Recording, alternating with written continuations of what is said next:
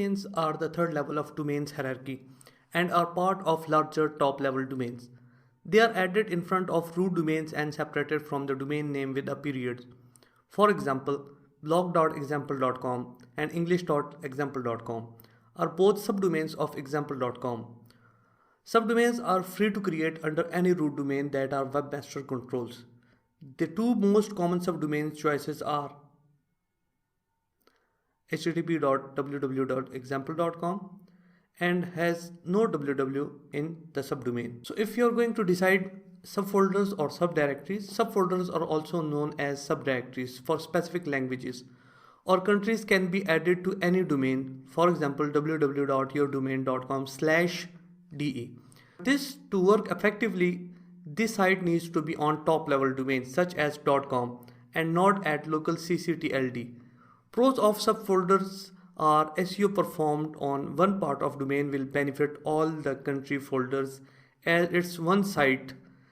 There is also added inheritance of the authority of your original website, so you are not starting from scratch when you go into a new market.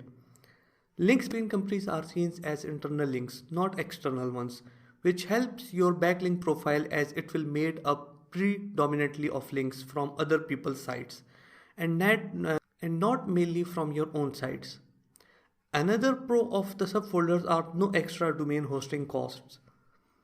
Now come to the cons of subfolders. In the search results, it's not as obvious that country's subfolder is specifically for users in that country.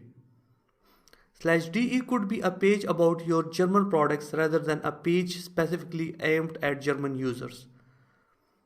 And second cons of subfolder is no automatic association in search to target country. Also, there is no risk of internal cannibalizations. Different international landing pages wind up competing with each other in search result. It can be difficult to get right landing page to rank in the relevant country search. So that are the cons of the subfolders. Now moving forward, we are going to do some more research on the subdomains.